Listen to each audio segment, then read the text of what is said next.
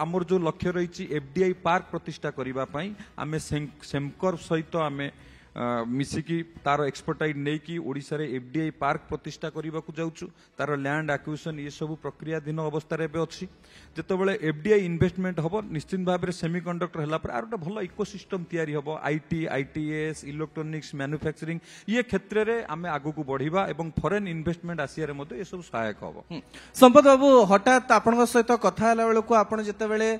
सूतार कथा कहउचंती बयन शिल्पर कथा कहउचंती मोर गोटे कथा मने पड़ी जाउची आपनको से प्रश्न पचारिया पई चाहिबे मु जेतेबेले छोटो बेले गाँ को जाउथिली मु देखिची साइकेल रे गाँ रो स्त्री लोक माने गाँ रो झियो माने पाखकु जाउथिले जोटी सूता कଳ थिला सेठी काम करूथिले बलांगीर बरगड़ पटे चीनी कଳ थिला एमते अनेक गुडिये कଳ छोट छोट कारखाना थिला मासुकु 8000 7000 पैसा पाउथिले राज्य रे आमे प्राय 7-8 वर्ष 9 वर्ष भितरे देखिलु आ ता पूर्वर भी देखिलु जे छोट छोट शिल्प बंद हे गला आउ ताकू नेकरी मोर प्रश्न रहिबो जे सरकार जो शिल्प गुड़िक बंद हो जाइछि ओडिसा रे ताकू खोलिबा पई किछि प्रचेष्टा करिवे कि मो लोक माने मो ओडिया लोक माने सुरत जाइकरी काई काम करिवे सेई काम तो ओडिसा रे करिवे पुराना शिल्प को नुआ दिग दवा पई सरकार कोन पदक्षेप नउछन संपत बाबू देखंतु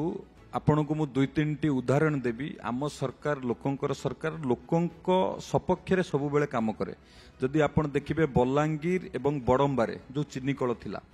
ताकू किभली भाव में रिवाइव हम से सिक इंडस्ट्री की माननीय मुख्यमंत्री ता उपरे गुरुत्व देई ता उपरे सब कार्यक्रम आरंभ करचंती इंडियन पोटास लिमिटेड रो गोटे टीम आसिकी मध्य दुईटी जो सिक इंडस्ट्री की बुलिकी जाइचंती एवं जगतसिंहपुर रे जो साराला स्पिनिंग मिल थिला जोटा हमर पूर्वतन उप मुख्यमंत्री थिले बसंत विश्वाल तांको प्रचेष्टा आरंभ होइतिला 19 मसीह बंद पड़ता 26 वर्ष पर माननीय मुख्यमंत्री एवं टेक्सटाइल पार्क करेंगे घोषणा कले एवं सेठी जो इंडस्ट्री प्रतिष्ठा करिवो जे सी भी इन्वेस्टमेंट करिया ये सब को जदि आपण देखिबे ताले निश्चित भाव में जो सिक इंडस्ट्री अच्छी किभली भाव में रिवाइव करा जिवो आम विभाग तरफ सरकार तरफ माननीय मुख्यमंत्री या गुरुत्व दौरान।